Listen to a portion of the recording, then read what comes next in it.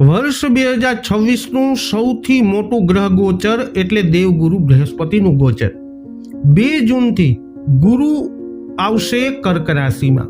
તો તમારી રાશિ પર આગામી સમયમાં વર્ષ 2026ના બાકી દિવસોમાં કેવો થશે ગુરુનો પ્રભાવ, આ વિડીયોમાં ચર્ચા કરીશું તુલા, વૃશ્ચિક તથા ધન રાશિના જાતકોની।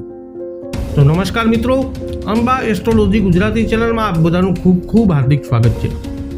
મિત્રો, નિયમિત જ્યોતિષીય માર્ગદર્શનને લગતા વિડીયો જોવા માટે તમે અમારી ચેનલ અત્યારે જ સબસ્ક્રાઇબ કરો, આ વિડીયોને લાઇક અને શેર કરવાનું ભૂલશો નહીં। જ્યોતિષને લગતા મૂંઝવતા પ્રશ્નોના સમાધાન માટે આપ અમારો સંપર્ક કરી શકો છો।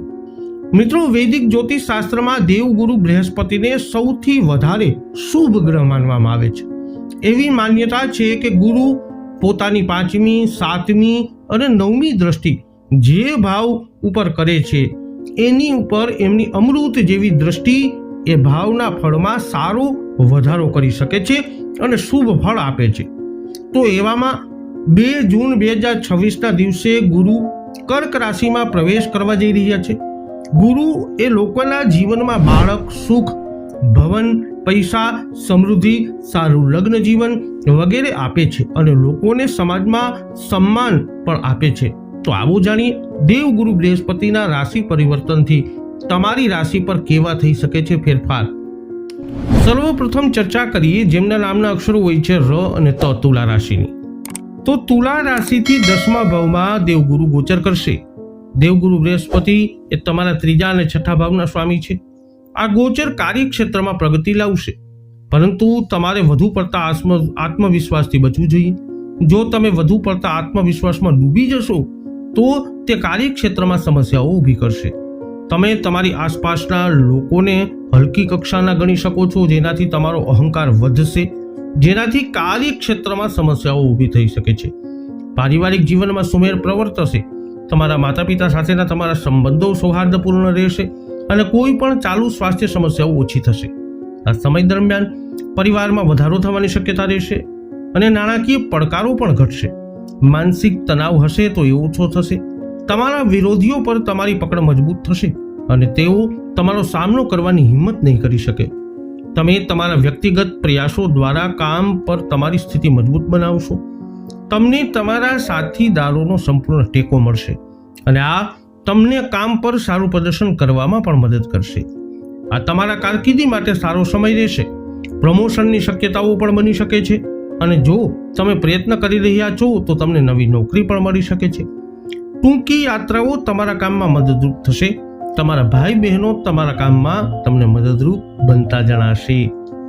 હવે વાત કરીશું જેમના નામના અક્ષરો હોય છે ન અને ય, વૃશ્ચિક રાશિની। તો ગુરુ તમારા 2જા અને 5મા ભાવના સ્વામી છે। વૃશ્ચિક રાશિના જાતકો માટે ગુરુનું ગોચર તમારી રાશિથી 9મા ભાવમાં થશે। આને ભાગ્યસ્થાન તરીકે ઓળખવામાં આવે છે અને કાલ પુરુષની કુંડળી અનુસાર ધનુ રાશિમાં ગુરુનું સ્થાન 9મા ભાવમાં છે। વૃશ્ચિક રાશિને કારણે પરિણામે ધાર્મિક પ્રવૃત્તિઓમાં તમારી રુચિ વધશે અને તમે તેમાં સક્રિયપણે ભાગ લેશો। તમે સામાજિક રીતે પ્રગતિ કરશો। વધુમાં તમારી કીર્તિ અને સન્માન વધશે। તમારી સામાજિક લોકપ્રિયતામાં પણ વધારો થશે। 2 જૂનથી ગુરુનું ગોચર તમારા જીવનમાં પડકારો ઘટાડશે। સાચા નિર્ણયો લેવાની તમારી ક્ષમતા મજબૂત થશે અને તમે ખોટા કામોથી બચી શકશો। તમે સારા લોકોનો સાથ માણશો। તમને મુસાફરીનો આનંદ મળશે અને તીર્થયાત્રાની તકો પણ મળશે। જો તમે તૈયાર છો અને પ્રયત્ન કરો છો તો તમને આ સમય દરમિયાન વિદેશ પ્રવાસ કરવાની તકો પણ મળી શકે છે। તમે હંમેશા તમારા ભાઈ બહેનોને મદદ કરવા તૈયાર રહેશો, પરંતુ કોઈ મુદ્દા પર તમારી તેમની સાથે મતભેદ થઈ શકે છે। કામ પર તમારા સાથીદારો સારા વર્તન કરો।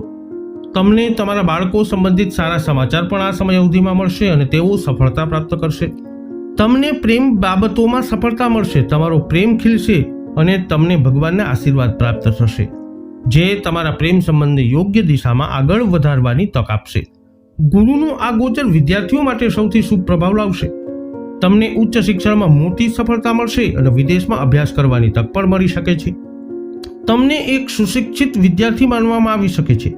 તમને પૂર્વજોની બાબતોમાં પણ સફળતા મળશે અને નોકરીમાં ટ્રાન્સફરની શક્યતા રહેશે, પરંતુ આ ટ્રાન્સફર તમારા પક્ષમાં હોઈ શકે છે। હવે વાત કરીશું જેમના નામના અક્ષરો હોય છે ભ, ધ, ફ, ઢ, ધનુ રાશિની। તો ગુરુ તમારી રાશિ એટલે કે ધનુ રાશિના જાતકો તમારા જ સ્વામી છે ગુરુનો આ ગોચર તમારી રાશિથી 8મા ભાવમાં થશે અને તમારા જીવનમાં મહત્વપૂર્ણ અને મોટા ફેરફારો લાવવામાં સક્ષમ રહેશે. દેવગુરુનો આ ગોચર તમારા માટે મીઠા અને ખાટા બંને પ્રકારની ઘટનાઓ લાવી શકે છે. જ્યારે તમારી આધ્યાત્મિક ક્ષમતાઓનો વિકાસ થશે અને તમે શુદ્ધ જ્ઞાનના શોધક તરીકે પોતાને સ્થાપિત કરશો, ત્યારે સાંસારિક સુખો અને ભૌતિક સુખ સુવિધાઓ પ્રત્યે અણગમો ઉત્પન્ન થઈ શકે છે. 2 જૂનથી ગુરુનો આ ગોચર તમારી નાણાકીય યોજનાઓમાં કેટલીક અડચણો લાવી શકે છે. આ ગોચરના પ્રભાવને કારણે તમને સ્વાસ્થ્ય સમસ્યાઓનો સામનો કરવો પડી શકે છે. તેથી તમારે હંમેશા તમારા સ્વાસ્થ્ય પર ધ્યાન આપવાની જરૂરત રહેશે. કૌટુંબિક મિલકત સંબંધિત કેટલીક સમસ્યાઓ ઊભી થઈ શકે છે, જેના કારણે પરિવારમાં વિવાદો થઈ શકે છે. તમારે તેમના પર ધ્યાન આપવાની જરૂરત પડશે. તમારા ખર્ચાઓ વધશે અને અનિચ્છનીય મુસાફરી પણ થઈ શકે છે, પરંતુ અણધાર્યા નાણાકીય લાભની પણ શક્યતા છે. તમને વારસામાં કેટલીક મિલકત મળી શકે છે. તમે કોઈ વિદ્વાન વ્યક્તિને તમારા ગુરુ માની શકો છો અને તેમની પાસેથી દીક્ષા લઈ શકો છો. તમે તમારી કૌટુંબિક જવાબદારીઓ પૂર્ણ કરવા પર ધ્યાન કેન્દ્રિત કરશો, જે કેટલીક મુશ્કેલીઓ રજૂ કરશે, પરંતુ સંપૂર્ણ ધ્યાન આપીને તમે તેને સારી રીતે પૂર્ણ કરી શકશો. તો તુલા, વૃશ્ચિક તથા ધન રાશિના જાતકો, વૈદિક જ્યોતિષ શાસ્ત્ર અનુસાર 2 જૂન 2026 ગુરુનું કર્ક રાશિમાં ગોચર તમારી રાશિ પર કંઈક આવું કરી શકે છે પ્રભાવ.